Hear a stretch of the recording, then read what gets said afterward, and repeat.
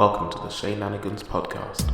Good morning, good evening, and good afternoon, all, and welcome to this fortnight's installment of the Shenanigans podcast, Artist Edition, the podcast series where I interview artists who are not super well known, but should be. On this episode, I am joined by Winnipeg-based synthpop / bedroom pop artist Floor Cry. Floor Cry has been releasing tracks over the past few years and has been featured on a number of other projects such as Angel Youth by Vansire and New Year's Eve by Mellow Fellow. She's currently working on an EP at the moment, so you guys should all make sure you stay tuned for when that comes out. Please all welcome Floor Cry to the Shenanigans podcast.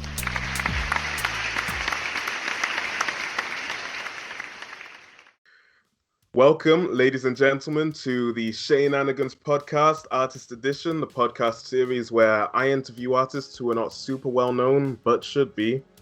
On today's episode, I am joined by Floor Cry. Let's go. Hi, everybody. How you doing? I'm doing pretty good, in spite of it all. I've been trying to stay sane, so I have little routines I do every day, but yeah, keeping busy and hoping to focus my energy on music soon.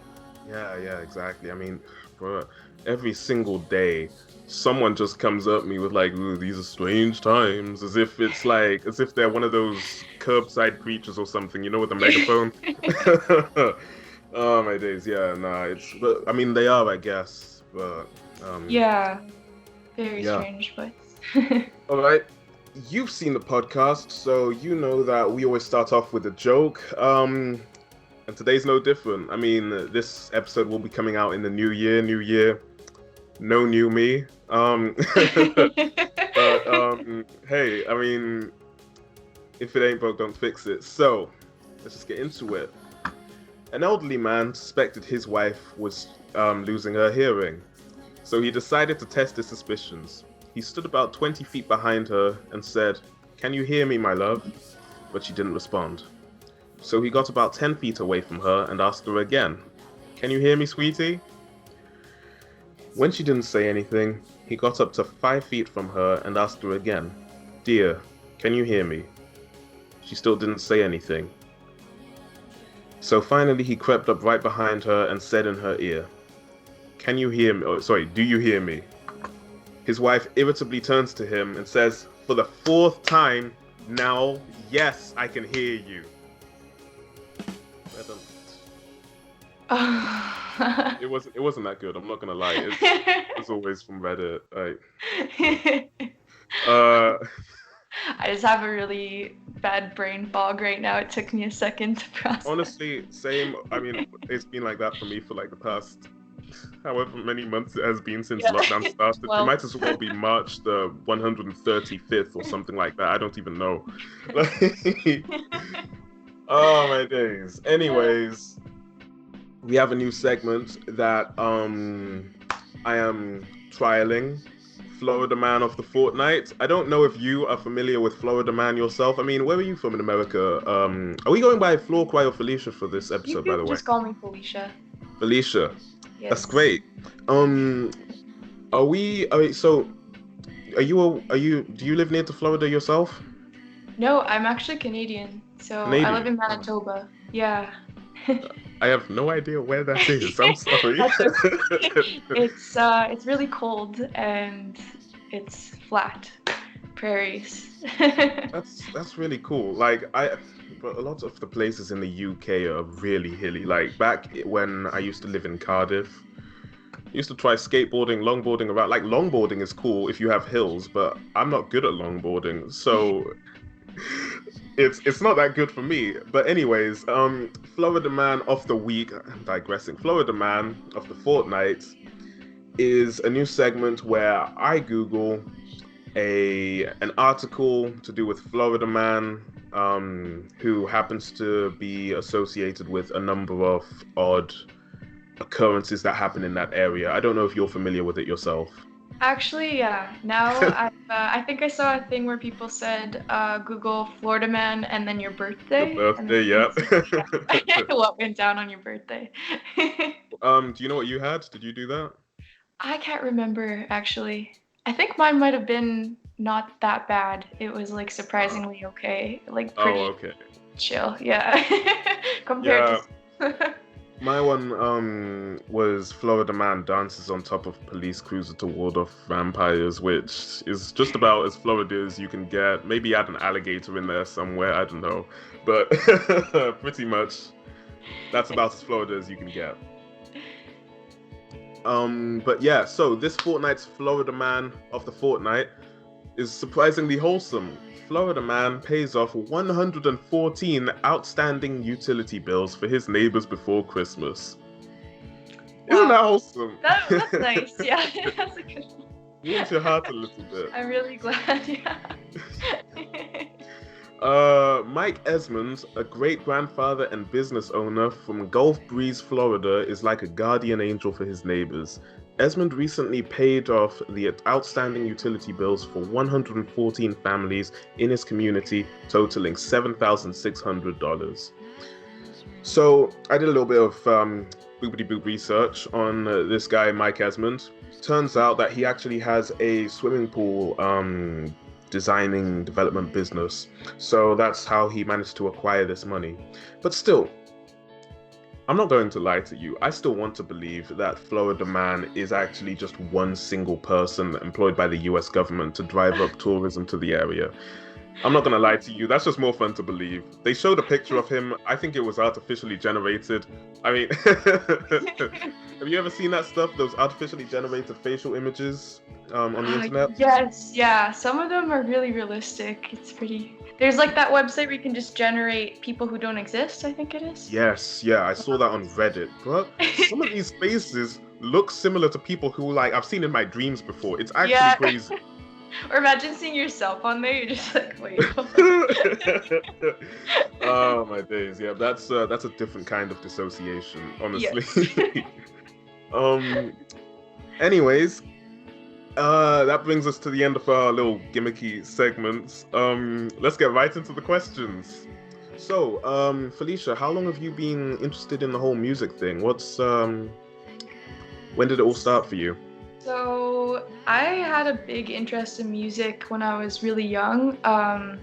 My dad always used to, on car rides, he'd like play different CDs, and so I started when you're a kid, like you're hearing all this music for the first time, so it's just so fascinating. You're discovering all these new artists. Yeah. And one band, weirdly enough, I specifically remember I just loved for some reason, and I still do, is A Flock of Seagulls, which is kind of funny. I've never heard of them. Like an synthpop band, but yeah, so I used to, when I was a kid, I really, really liked listening to music all the time. And probably when I was about like 7 or 8, I would write lyrics in my notebook, but I would like sing the melodies in my head, but I didn't play any instruments at the time. So then when I was about 10, I think I was 10 going on 11, I begged my parents to take guitar lessons. And so I took guitar lessons for a couple years, and that's kind of when I started writing serious songs, I guess, but I still kept it a secret from everyone. I was pretty shy. And then I later started playing keyboard, and I got a synthesizer, and like I started teaching myself that. So I would say I seriously got into it maybe when I was about 11, but I didn't start actually recording anything till I was like 17 maybe. A long time. Yeah, so I started off with just using like my iPod Touch, and I was on the voice memos. Oh yeah, you did the Steve Lacy thing, did you? Yeah, only I don't know if my quality was quite as polished, but I mean, yeah. So I think the first time I ever posted anything might have been like 2013 or 2014. I started out posting covers on SoundCloud. I still wasn't telling anybody. I had like this secret SoundCloud, and then eventually I just worked up the confidence, I guess, to stop caring as much, and I think I started taking it more seriously, like, not until 2015, 16. Even now, like, I look back on the stuff I made then, and it just feels like so long ago. I feel like I've progressed my sound so much since then that it's like, those songs, obviously, I don't, like, regret writing them, but I'm just like, oh, wow, they're, like, so so different than the stuff I Yeah. make. Like you've developed your, I guess your ability since then and your style Yeah, a lot more. because back then, like I would have just sort of been learning synth and learning, really basic production skills and stuff like that. Yeah. So That's cool. Actually, how many instruments do you play? Because you mentioned that you do the sync, but I noticed there was I think it was a ukulele in one of the tracks. yeah, There I was played a also piano and then bass and all of that. I don't know if those are VSTs, but okay, for the listeners who don't know what VSTs are, those are basically instruments that you use in your music production software. But yeah, I was just wondering if you actually like play all of those instruments yourself, or if you get someone else to play them, produce them. What do you do? so far I've done it on my own. I play guitar, I play ukulele, keys, and synthesizer. And then I've started learning bass, but the bass that's in my tracks is usually just a VST. Like I do it on my keyboard. Um, and yeah, so I want to like expand my instruments more, and I want to actually get really good at playing bass guitar, but I Yeah. have not acquired one yet. That's my next on my list. Yeah. But yeah, guitar and synth are like my main instruments, and then ukulele I started learning maybe 4 years ago. I think if you play guitar, it's like pretty easy to learn ukulele. The chords and everything are different, but I found it pretty fast to learn. Yeah. I mean, I dabble with it a little bit, and like I have a little chord chart, and but yeah, no, ukulele is pretty easy to pick up, I think. I mean, it's only got Yeah. 4 strings, so you know. I find it's a nice instrument to just be like walking around the house playing, Yeah, or just, exactly. you're in your bedroom. Like it's really nice. I don't know. It's Yeah. small and it's easy, and yeah. Yeah, exactly. I mean, it looks kind of weird on me. I'm 6 foot-ish and and big myself, so it looks kind of weird on me. But I don't know, I like the feel of it. It just feels warm, you know. It just feels Yes. feels Yeah, like a hug.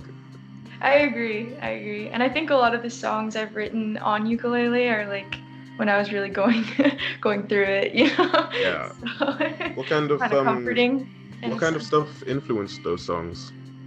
Um, Honestly, a lot of everything. It's like I write a lot about a lot of personal experiences, but sometimes I'm actually just inspired by like a movie or something that I watched, and I'm not necessarily writing about a relationship I experienced, but it might be just something that I like saw in a movie, Yeah. and it got the ideas flowing. But yeah, I don't know. I struggle with depression and anxiety, so I think a lot of my songs also revolve around that a bit, because it's like an ongoing battle throughout my life. But I also think I've come a really long way, and I think music's helped me in that sense. So it's kind of like a therapeutic thing. But yeah, I guess the subject of my songs, like a lot of them are sad, but um, on some of the stuff I'm working on now, there's kind of some silly songs. Like I'm actually writing an EP that's based all on like 80s horror movies. Oh So yeah. called Slasher Flick, and it's yeah, some of the songs are like not overly personal. One's kind of inspired by Scream. Scream, The Drew really? Barrymore scene, yeah. That's pretty cool. I've never seen Scream myself, so okay, what scene in Scream was the Drew Barrymore scene? Can you describe um, that for me, I guess? well, she's got a scene where she's in her kitchen, she's like watching a movie, making some popcorn, and Ghostface, who's like the killer, Oh yeah, I following think I might have outside seen her. that somewhere. Yeah, it's like kind of funny. I love just like really cheesy, kind of silly scenes like that in horror movies. Yeah. He keeps calling her, and she keeps hanging up. That's pretty funny. Yeah, I should probably. There's so many films on my list that I should watch, but I don't know. I'm trying to watch Into the Spider-Verse for the third time or something. You It's very know? good. I don't blame Yeah. you. I find like over quarantine, I got into a thing just like finding the worst but the best, if that makes sense, 80s Yeah. horror movies. Some of them are just completely ridiculous, but I found some really good hidden gems. And so I've been doing that a lot, just watching any random horror films, and like I think it's really inspired my writing a lot for some reason. They Yeah. all really have this really good, a lot of the time they'll have this like really good synth soundtrack, and I don't know, it just makes me like want to write music for some reason. Yeah. I mean, people get inspiration from all kinds of different places. I haven't Yeah. heard horror movies before, but that's a new one. That's really cool. It's Are there any? it's just the effects and the music and the, I don't know, the style. Like it's just, for some reason I find it really fascinating. Yeah, and the way it like relates, like integrates itself within the plot as well. Yeah, Like exactly. the way someone's running from, like, I don't know, from a killer or something, and like that probably wouldn't get your heart beating much. I mean, it would a little bit, but with the music in the background, you're about to jump out of your seat if, I don't know, if Exactly. someone knocks at your door. It's crazy the way music creates tension. Yeah. Are there any hidden gems in particular that you'd recommend to anyone? Yes, actually. So it's it's like a very niche taste, so I don't know if everyone's gonna like this movie, but it's called Shopping Mall, and it's about three. So this random shopping mall, I don't know where they got the budget, but they build these three massive security robots, and they get struck by lightning, and then for some reason, these teenagers decide to have like a slumber party in the mall because one of them has the keys, and Yeah. of course these robots get struck by lightning, they turn evil, and the rest is is history. But You know what? It sounds kind of weird and it sounds a little bit silly when you. it's very silly, yes. Yeah, but like the thing is, I've seen movies which on paper would sound ridiculous, but in like when the plot is actually carried out, it's insane. I can't think of any examples right now, but I mean, like, look, I was thinking about this a little while ago. The concept of Spider-Man, it's a guy who sticks to walls. It's it sounds ridiculous, but he's one of the best-selling Yeah, franchises in the history of the world. That's insane. that's very interesting. Yeah, it's like, especially if you think of how many like potential superheroes or whatever have been illustrated or written, and like why some have become successful and not others. Yeah, It's exactly. interesting. It's actually crazy. Okay, so moving on to the next question. What's your favorite lyric that you've written? Do you have one that stands out to you a lot more than others, or is that a bit of a difficult question? I think, well, if I'm just thinking off the top of my head, probably one from Next Best Thing that I wrote. And not because it's super like profound or anything, it's just kind of silly. Like it was kind of a little joke I just wrote in myself. Yeah. But so basically, the course of that song is describing like this incredible person. So the lyrics, you're waiting for the next best thing, the table won't know what to bring. So like what I meant by that was, how, the saying, what you bring to the table? Yeah. I was just like, okay, so this person that I'm describing in the song is so incredible that the table won't know what to bring. Oh, that's crazy. That's really clever, So Yo. I had a little chuckle to myself when I wrote that. Yeah. Where were I you don't when know. you wrote that? Because I'd have walked outside with my head held high, feeling like, I don't know, feeling like Kanye or something. I think I was just in my bedroom, to be honest. That's crazy. Yeah. So yeah, that's what I can think of off the top of my head. And another one that's a bit more like sentimental is from I'll Be Around. So in the course I wrote, the sun might go down, but it's not leaving. Kind of like to relate to the fact that even though I get down and depressed sometimes, like I'm not going anywhere and I'm still here for, well, the person I'm singing about was like a relationship, but so I'm still there for that person even when I get down, if that makes sense. But yeah, get so I you. liked that lyric as well. Yeah. Those are really clever lyrics, yeah. Um, okay, different kind of question. What's the meaning behind the stage name? I mean, you mentioned obviously suffering from depression and anxiety in the past, so I don't know, that gives a bit of a clue to it, but I'd like to hear it from yourself though, if it's not related to that at all, and I'm just like going off. No. What's the meaning behind the stage name Floor Cry? So with Floor Cry, I didn't put a ton of thought into it. Basically, in the beginning, I was really trying to force a stage name. I was like trying to think of all these things, and nothing felt right. So I kind of gave up on it for a bit, and then Yeah. I was listening to an album laying on my floor, and like sometimes when music is just so good, it's not even necessarily that it's a sad song, but it's just so it just kind of moves you in that way, Yeah, and you just have a little cry. So I think I was crying listening to the album, and I just thought that's kind of funny, floor cry, like, um, that's really and cool. so I quickly went onto Bandcamp and looked, and there was no other floor cries. And, Yeah, that's the thing. I linked it. That's the thing. I'd be on my floor. I mean, I'd be listening to sad music on my floor. I'm not gonna lie. Like, I've got a record player with a friggin' where is it? Here it is. It's like it's the second one there with the friggin' cigarettes after sex Oh album yes. there. I've got spinning all the time because a young man like me got hurt. But you know what? We move. It's chill. Um, yeah. No, that's the thing with some indie names. Some of these indie, like you said earlier, none of them felt right. Like, there's a band I think or an artist called Car Seat Headrest. I learned about this a little while ago. I've heard of them, yes. Like, I haven't listened to their stuff, but that name. I Like, know, there's some really interesting ones. yeah, there's some weird ones out there. Like, I mean, when you think about it, Tame Impala and Arctic Monkeys are some weird names for bands, Scary, yeah. but they make top tier music though. So I mean, they make up for it.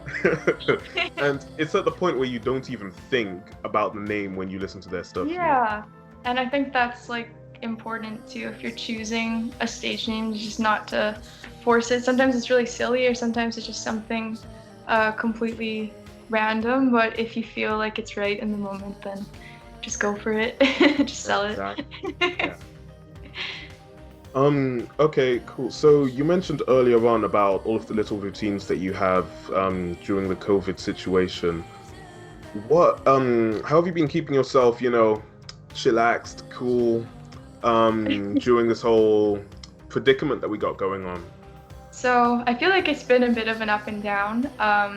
So yeah, I recently moved out a few months ago, so I live alone now in a little apartment. So if I don't do things, like if I'm just kind of sitting around all day, I feel like I don't know, I feel restless and kind of anxious. So I've gotten into these little routines, like some days I just have work and, that's just a boring old day. But if I'm off for the day, I've started dancing for like an hour in the mornings every day. So I just put my music in, and I'm not necessarily a good dancer by any means, but I just do a full routine, across the floor. And I'm not a it's good kind dancer of either, to be honest. I mean, I feel like I'm betraying my race there, but I could be better. I feel like I could blame my parents for that. I'm not going to lie to you. They don't dance. it's just something about like I don't even feel like you need to be a good dancer. It's just fun if you just stop caring how you look and you just let loose. I found it's just kind of helps me to like stay a bit active and kind of wake up in the mornings. But after I do that, then I usually write out some sort of schedule. So I'll try to like devote an hour to music each day. But a lot of the times what happens is I'll start recording and I don't end up liking or using anything I made during that hour. But something about just like making the effort feels good that I'm at least trying, I guess. So I do that. And then I divide the rest of my time between like schoolwork, cleaning, or I watch random things on TV. Lately, I've been watching Gumby, and also, yeah, like I mentioned, some 80s horror movies, and Twin Peaks. Twin Peaks, yeah. Yes. I've heard of them. I haven't watched them, but they sound like they're pretty good though. Yeah. I think there's a band, I think, that named themselves after Twin Peaks, but I don't think I've listened to their music. There's a lot of music that I haven't listened to either that I probably should have. I spend a lot of time trying to find artists, trying It to find makes me new artists. really almost sad that there's probably so much good music out there that I would love that I have not discovered and I might not ever discover. It's a really depressing thought. But Yes. I do spend a lot of time like trying to find new music to listen to. But yeah, I'm big into like 80s post-punk, new wave stuff. So Oh uh, yeah. I go on these weird like YouTube compilations and sometimes find some good bands. That's really cool. Do you have anyone that you found recently that you'd like to put the viewers onto? Yes, so this band, they're not like super unknown, but I discovered them probably within the last 6 months, I want to say. They're called the Chameleons. Okay. They're a band from the UK actually, and they're incredible. I've listened to like, I think 3 of their albums so far back to back, and their music's, like an artist is good when their whole album is good start to finish and you don't want to skip any songs. Yeah. So highly recommend if you like post-punk, new wave, synth-pop kind of stuff. They're not really synth-pop, they're more post-punk, I guess, but Yes.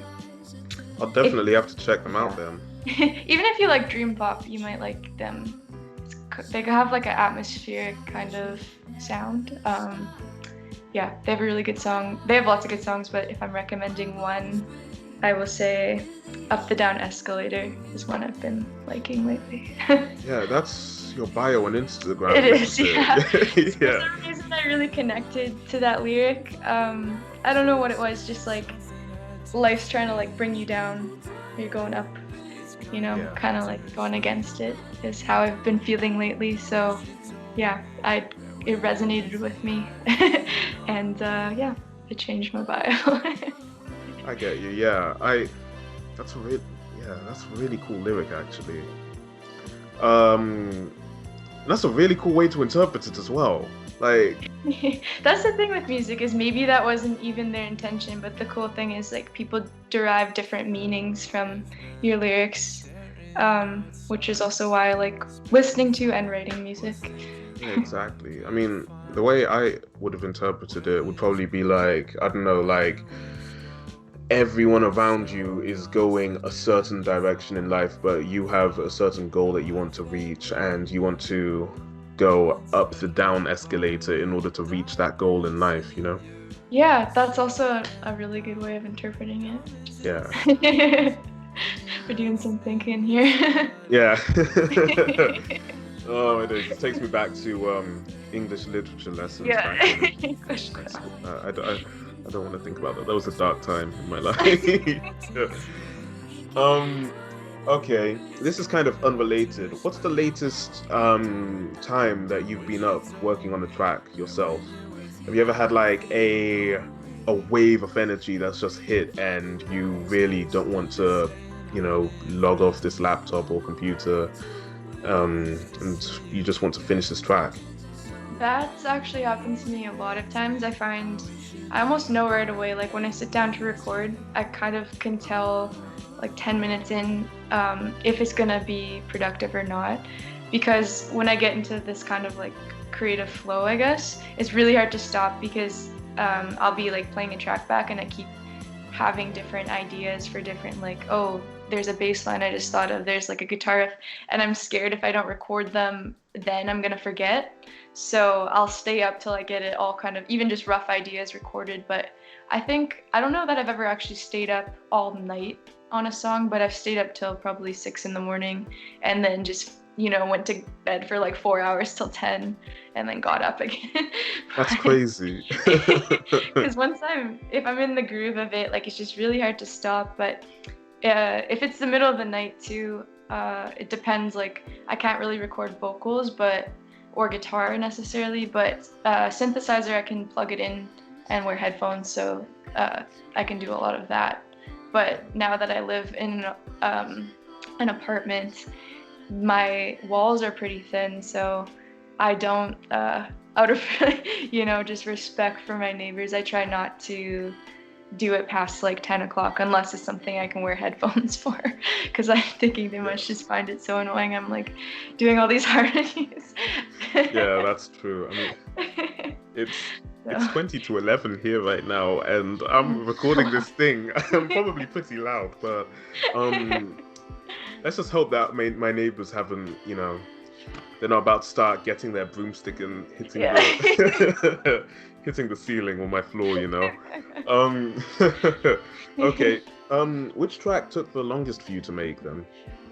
Oh, that's a good question. I think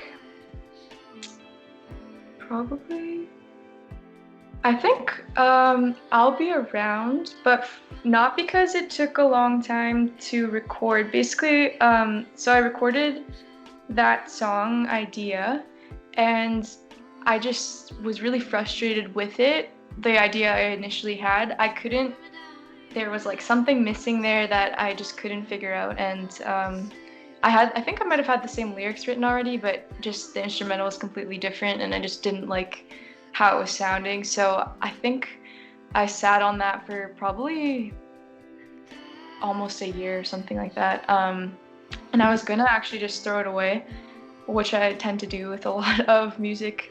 Yeah. I was gonna give up on it, and for some reason one day I just had kind of like a burst of energy, like you mentioned before, and I just ripped it apart and changed it all, and it ended up coming together really quick in that moment. Like I think I probably finished it that night or the next night, but it took a while just for that to come together. Another one, I'm trying to think. A lot of the collaborations I've done have taken a little while, just because I worked with Vansire, and they were in school at the same time as me, so like we had very busy schedules, and same with Fellow Fellow. So like those things sometimes took a little time, but the most recent collaboration with Vansire that I did on their album After Fillmore County, that one came together really fast, so that one was a quick one. But yeah, I still need to listen to that album. I haven't gotten to it yet, but I've got to. They're geniuses. They're actually so talented. I've listened to I think it's Angel Youth. Angel Youth, yes. Yeah, that album's a really good one. I actually, Nice to See You is actually one of my favorite tracks on that. So congratulations on that. That was the first one we ever did, and that's kind of how we became friends. Like we actually met through a YouTube channel called The Lazy Lazy. You know what? I was actually about to ask about this. Your friendship dynamic and the creative process behind the tracks. It's so I've made a lot of really awesome friends through SoundCloud, YouTube, stuff like that. So with Vansire, we met basically this channel, The Lazy Lazy Me. It's run by this amazing person named Susie. So she posted their song, and I listened to it. I really liked it. I was subscribed to the channel. Then she posted my song, and then so afterwards Vansire and I connected, I think, on SoundCloud, and we just messaged each other being like, I heard your song, it got posted, the other day, it's so good. And from there we just started chatting, and then I think one of us was like, oh, we should collaborate. So with Nice to See You, they had sent me that instrumental, and I kind of just knew right away. I was like, okay, yeah, like I feel really inspired to write. It still took maybe a little while to come together because we were both just like super busy. But there was one day, I think I was listening to it, I was like cleaning the house or something, and I started humming like the melody of the chorus there. So I wrote my parts, and then Josh wrote his parts, and like it ended up coming together quick once we got in the flow. But from there on, we just became good friends, and like they're just really genuine, kind, amazing people. So I'll never say no to like working on tracks with them. Yeah, you know what, they really like a back and forth now. They really do seem like nice people. I mean, I've been trying to get them on the podcast for the longest time, but I can imagine that they would be busy. I'd imagine that they would be busy because obviously school and whatnot. Right now with the release too, I think they just released some merch too. So what? Yeah, I'm gonna reach out to them. Thank you, I appreciate that. But yeah, so Okay, so yeah, you talked about the creative process there, humming like the tune while you were cleaning. That's the thing. It's such a catchy tune, you know. You can have it in your head for like just as you're going about your day, going to the shops and whatnot. I mean, even if you're listening to a different song, I feel like you could just have that. I've got the tune in my head right now while I'm saying this. So, I mean, congratulations on that. Also, congratulations on the recent single with. Sorry, DJ Pool Boy. scroll up my Spotify. Um, with DJ Pool Boy. I was listening to it a little bit earlier on today, and also over the past like little while. It's I like it myself, and obviously the name DJ Pool Boy, it sort of makes it sound like it would be a remix or something like that, but no, actually, you still get the dream pop core there, or the synth pop core in the track, and that's. It was kind of a similar process. So that song, the lyrics to that and everything, I wrote in, I think it was September of 2019. So, I wrote it just before I was going to Vegas, I think. I was going to see Duran Duran, but Oh, yeah. side note, yeah. So I booked a spontaneous trip, but anyways. I wrote it at that time, and it just was a really long process for some reason. Like after it came together, Adam, who's DJ Poolboy, like he made a few different kind of mixes of it and stuff, and then it went from like just a song to then they're like, we should do a music video.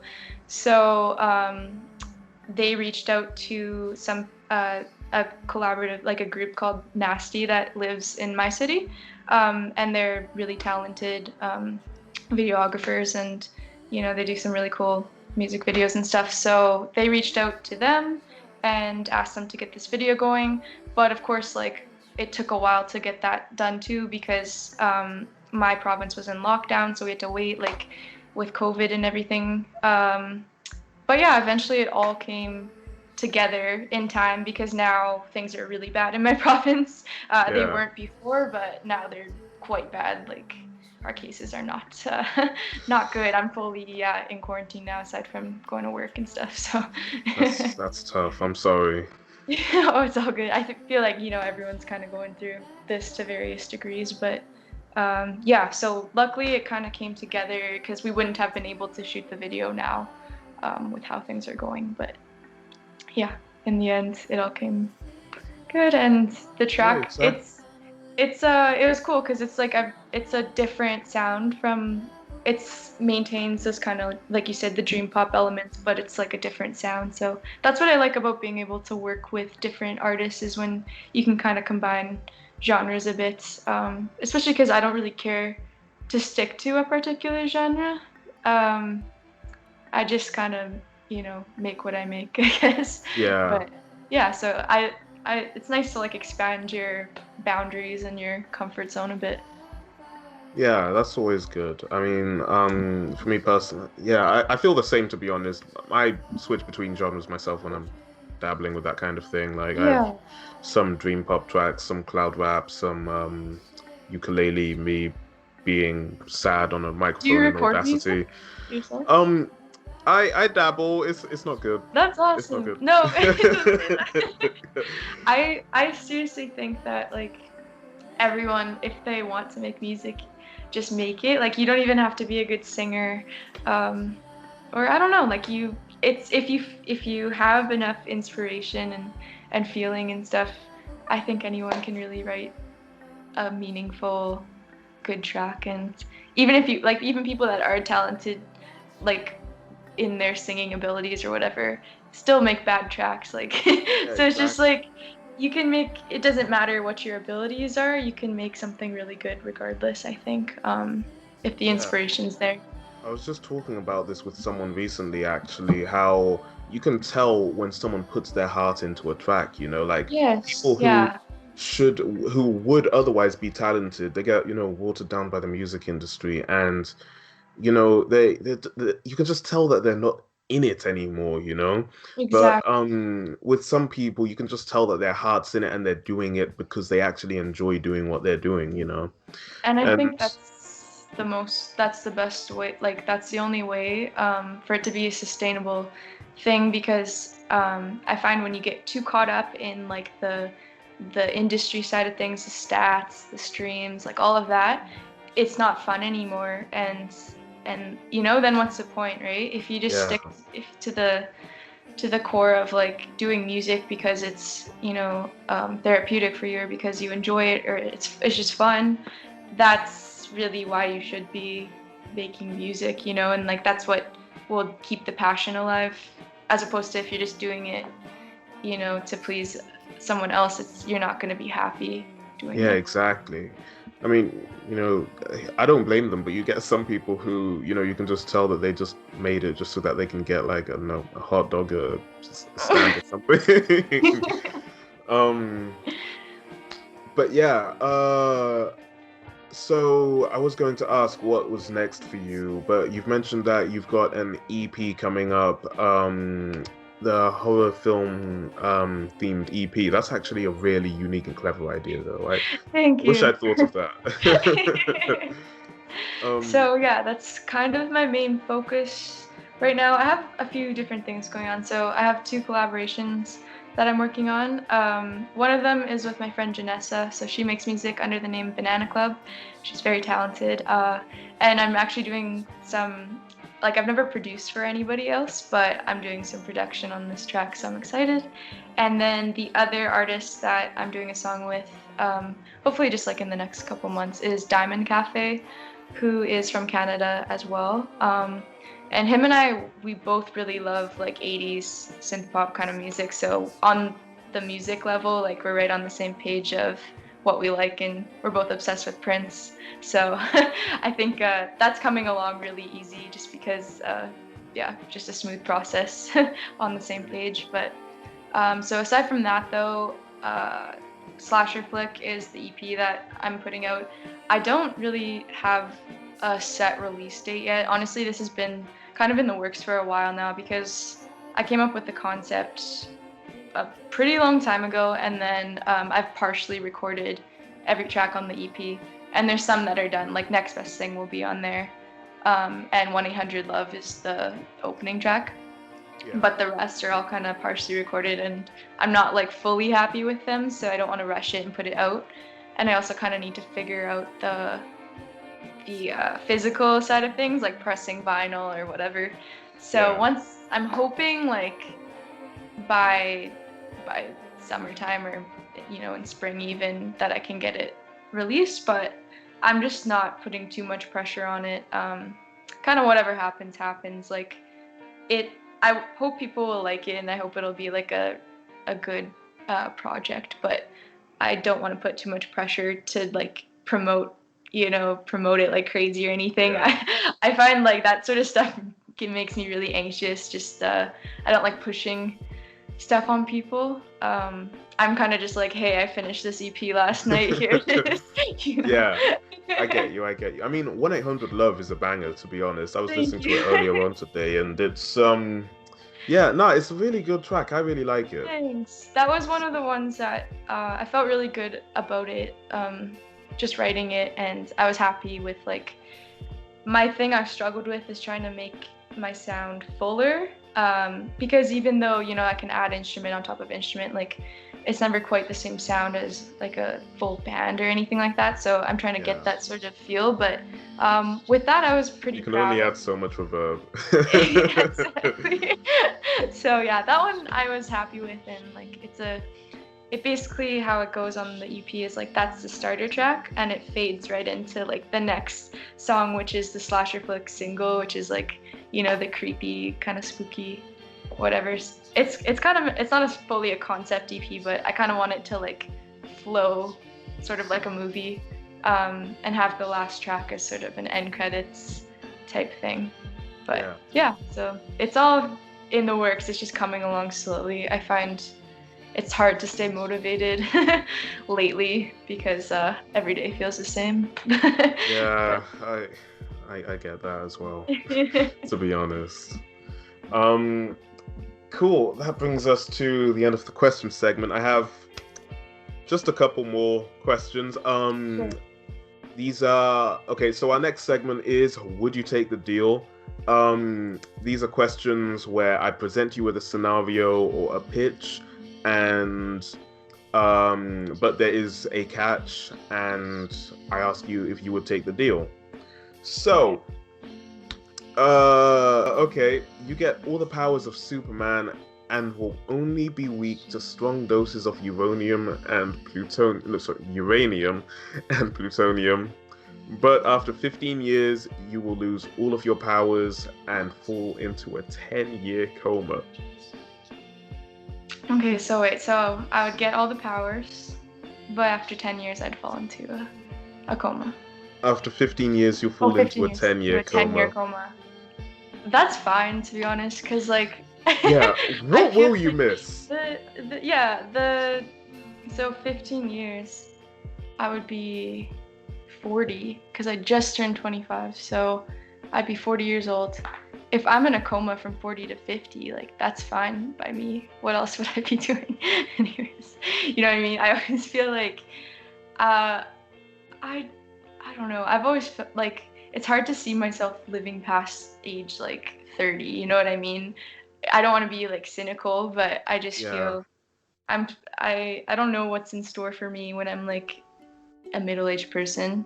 And also, I mean, I kind of just need a break too. Like, 10-year coma, it wouldn't be the worst. I'm just trying to think how old I'll be in 15 years, Felicia. Okay. I'm 19 right now. I'll be 34. 34 years old. Okay, that's right. I'm sorry. I'm listening to you and I'm trying to process this on the side. I'm not good at multitasking. I'll be 34. I don't know. I'll probably be like trying to raise my kids around that time. But a 10-year nap sounds pretty enticing, to be honest. Yeah, a 10-year nap. It would just be kind of like a reset. You'd wake up probably refreshed. Exactly. And I mean, yeah, you said that thing about, living past 30.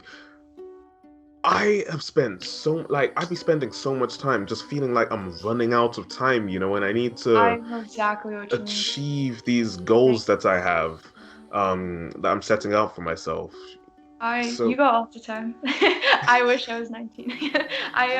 It's even weird, like, being in your 20s, because I feel like, I've kind of gotten over it where I've stopped caring, but, there was a time where I'm like, oh, there's so many people that are, like, way younger than me, and they're doing so well in music, and you compare yourself to others and just, like, where you're at, and I'm like, oh my god, like, I'm turning 25. It seems so old. This new wave of famous people, they're younger than me, and I'm getting Yeah. And I'm like, at what point, like, am I gonna be 30 and still uploading stuff on, like, SoundCloud and all this stuff, and I got in this big loophole? But then I stopped caring because I started thinking about, like, all the artists that I love that are well into their 40s or whatever, 50s, still making amazing music. And someone that I discovered recently, so I used to always love the cartoon Gem and the Holograms, and I didn't know that the voice actress makes music, and she currently makes music, and her name's Britta Phillips. And I listened to her. I was like, wow, this is really, really good. And, like, she's just living her best life and putting out music. And she actually covered Drive By the Cars too, so I felt the connection there. I was like, okay, we're on the same page. But yeah, so I see all these people that are just, like, doing their thing still, and I guess it just goes to show, like, there's never an age where you're too old to make music or to be successful. And to me, I kind of stopped caring about becoming some big famous person. Like, for me, I'm just happy to still be making music, and I'm happy that even if it's, like, a small number of people, that they're enjoying it and that it's, like, meaningful to them in some way. So yeah, I kind of just realized that, like, there's no point in fighting it or comparing yourself. If you have a passion for it, just keep doing it, and yeah, things will fall into place, hopefully. I still have no idea what I'm doing, but that's okay. No, it's fine. Yeah, it's crazy because I was just talking about this with the guy I actually interviewed before you, about how, it doesn't necessarily matter how many people you have following your musical career, as long as you're doing what you enjoy, and I suppose you enjoy what you put out, and also your fans are your community of people who listen to your music, no matter how small they are enjoying, and I don't want to say consuming, but I don't know, I guess just enjoying listening to what you're putting out, I guess. I don't know if that makes sense. Wait, I kind of got lost in Yeah, Sorry, what's the no, question? it's no worries. It wasn't really a question. I was just talking about something that I was saying. So I get the same thing. I'll be zoning out in the middle of someone Yeah, talking, I I'll was be just having like be having like a Oh, flashback to me looking at paper plates in yeah. Asda or something, it's But yeah, I oh guess my the note days. about that is I think that's ultimately what keeps me going is that even even if it's a handful of people or however many people, the fact that my music's helping one person even get through something tough, like that means that's enough of a accomplishment in itself that like I could quit right now and be like, okay, you know what, I did something positive, and that's something I've always kind of like um, I've always kind of wondered about, like, what's my purpose? Why am I here? And all I really want is to just make a positive difference, no matter what the scale is. It doesn't have to be on, a worldwide scale, but if I can even help one person who was, having a horrible night and they listened to something I wrote and it resonated with them, like that's very meaningful to me. So sometimes people will reach out and message me, and I always try to read the messages and respond and stuff, because I know for me, like, there's been times where I would say music's honestly saved my life. I'm at the very rock bottom where I just felt like I had nothing left to hold on to, kind of, music, and there's different like bands that stick out in my mind for me, help me get through those times. So me being that person for someone else is very much a huge, it means a lot to me, more than I could even put into words, really. Yeah, I mean, honestly, I feel like a lot of people would definitely relate to what you're saying there about how music saved your life. Um, yeah, I've been seeing that in comments of a lot of different artists. So, Yeah, I think it's good because it's, a positive, like music is a healthy coping mechanism. Not that I've always used healthy coping mechanisms before, but with music, I think just it's always fascinated me the ability of music to touch people, and it can just make a feel. It can change your mood, or it can just comfort you. It can do so many things, and I just think it's the best. yeah, it really is. Okay, so next one. You can get anything you want for free, as in like without paying money for it, but you have to perform for people. So the more expensive the item, the more elaborate and long the performance has to be. So for instance, let's say you want a bagel from Starbucks or something, then you'd have to sing "I'm a Little Teapot" to the barista for 30 seconds until she was satisfied with your performance. Um, sorry, for 30 seconds or until she was satisfied with your performance, whichever comes first. But if you want a brand new car, then you'd have to probably do like a total of 80 hours performing a local stage play production or something like that. I don't know. So, would you take this deal, Felicia?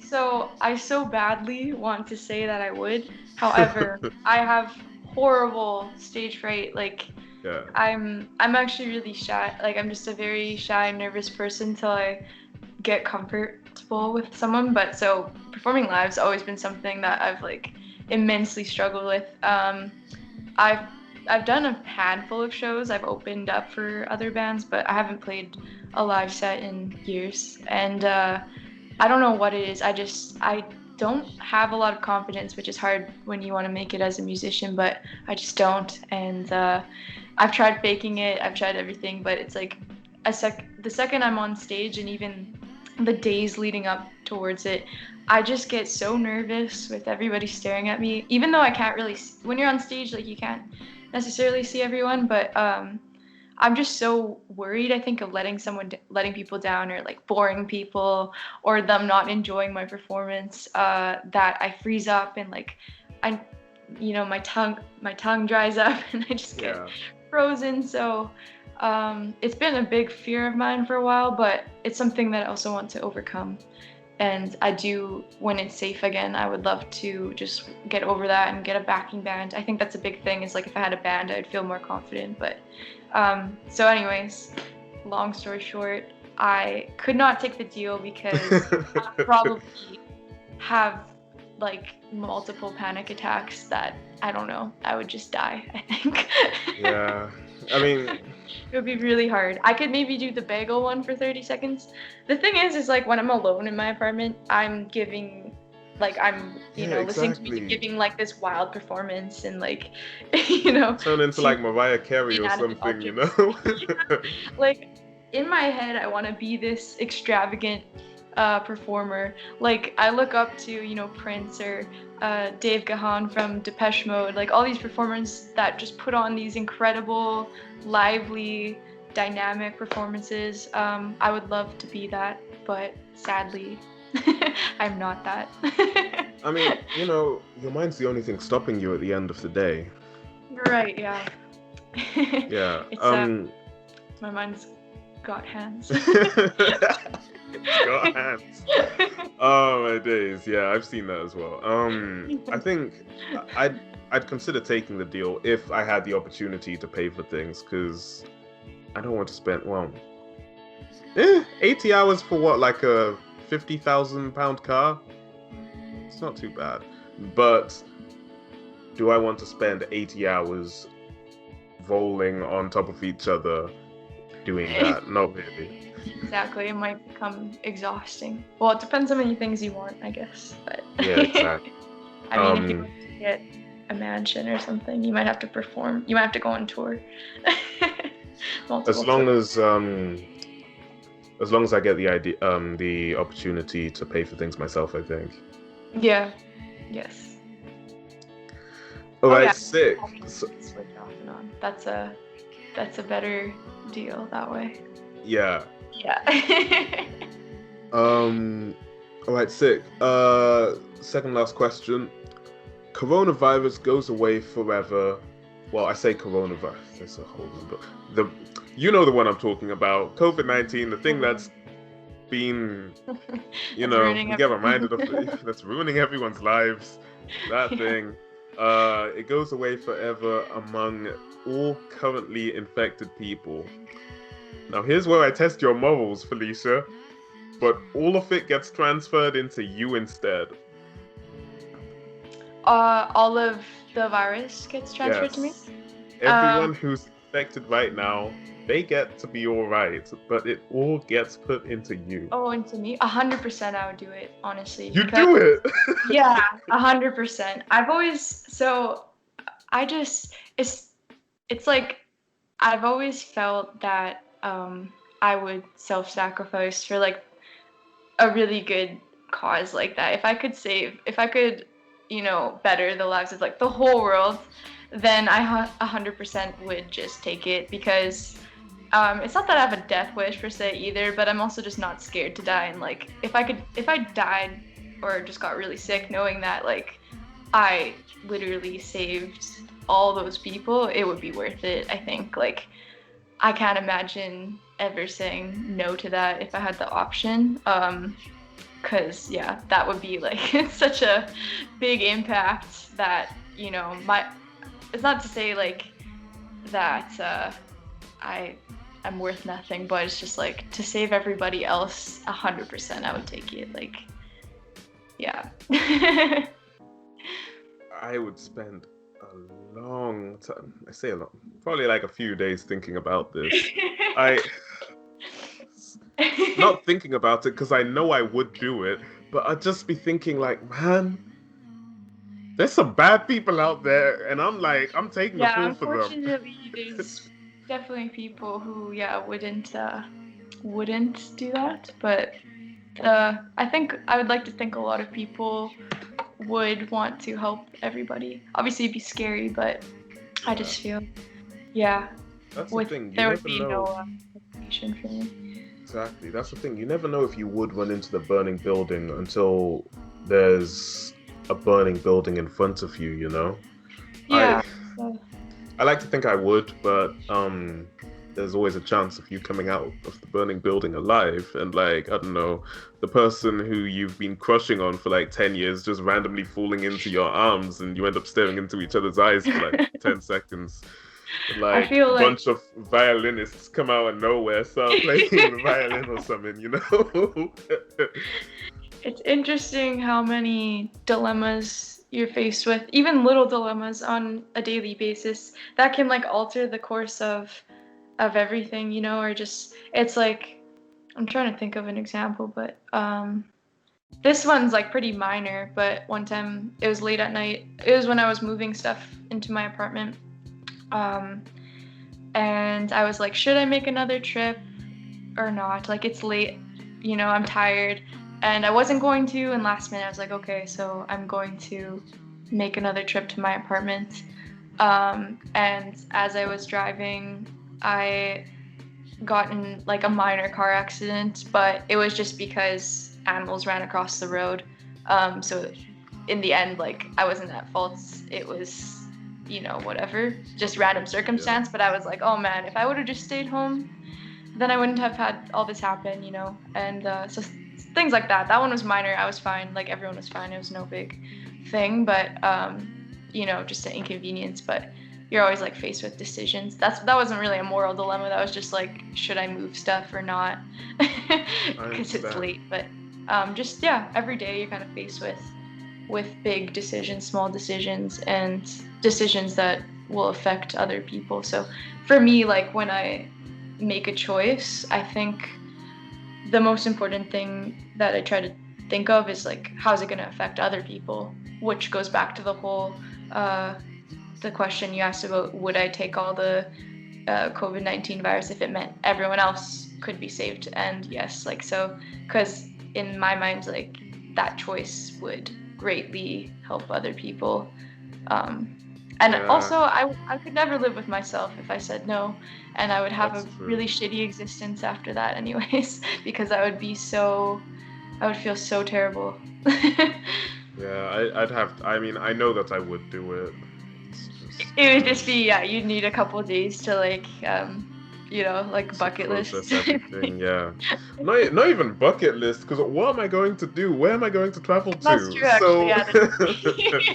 So like, yeah, just a couple of days to feel sorry for myself and then get it over with. Let's do this injection, whatever. Oh my days, yeah. Yeah, I'd do it. Okay. Okay, I have one last question for you, Felicia. Floor, quite before I let you go on your way.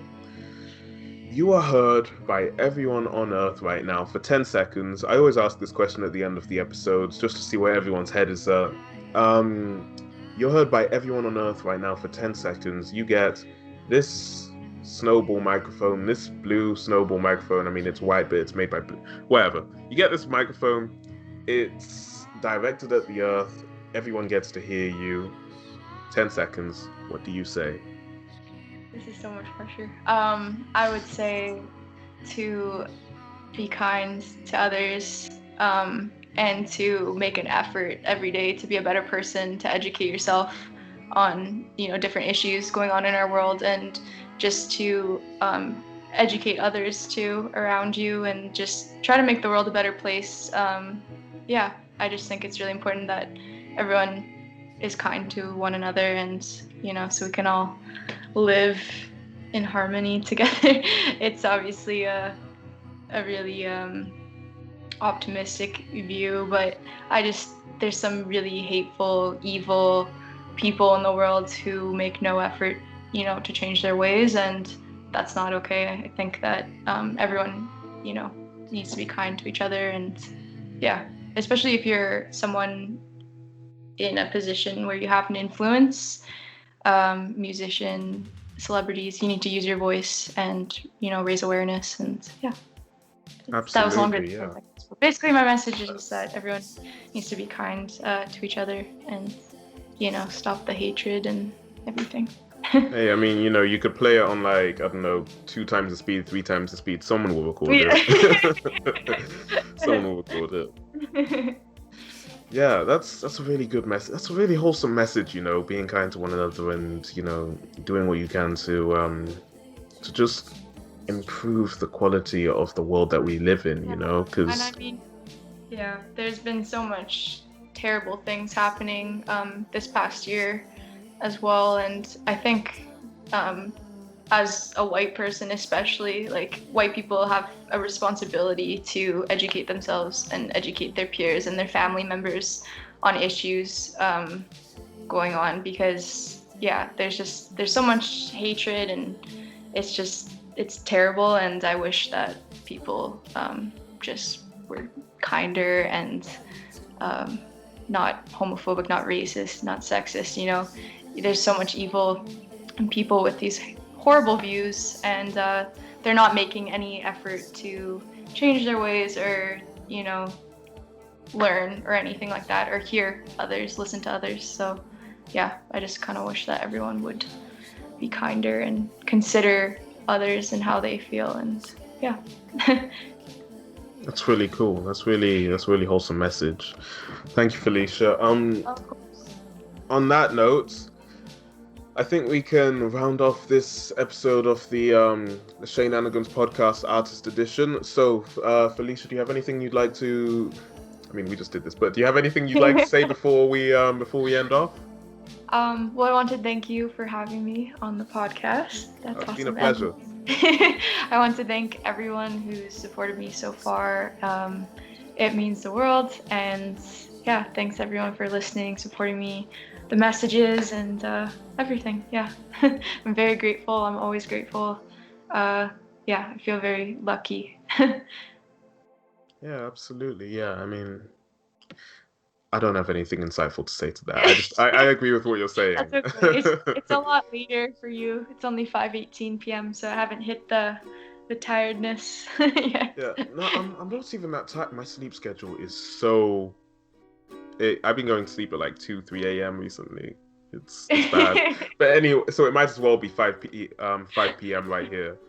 But yeah, thank you for appearing on the podcast. I really appreciate it. So yeah, on that note, we shall round this episode off. Listeners of the Shenanigans Podcast, thank you for listening. Stay Shay-mazing, and I will see you all next time. And that concludes this fortnight's installment of the Shenanigans Podcast Artist Edition with Shanasu Missoura. I am, of course, Shanasu Missoura. Feel free to subscribe to this channel and click the bell next to it, or if you're an audio listener, simply subscribe on your podcast platform of choice. If you have anyone you'd like to see on the podcast, or if you're an artist who would like to make an appearance, feel free to drop me a message on any of my socials. See you all next time.